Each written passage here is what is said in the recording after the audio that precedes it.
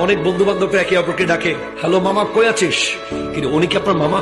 মামা চল আজকে বিয়েতে যাবো, মামা চল আজকে ওখানে যাবো। কিরে উনি কি আপনার মামা? আপনার মামা তো আপনার মায়ের ভাই, আপনি আপনার বন্ধুকে মামা ডাকতেছেন। এবার আরো কত কিছু, বাবু, বাবু কোনো নাম হইতে পারে না। এবার আরো কত কিছু, নামটা পুরো হাইড হয়ে যায়।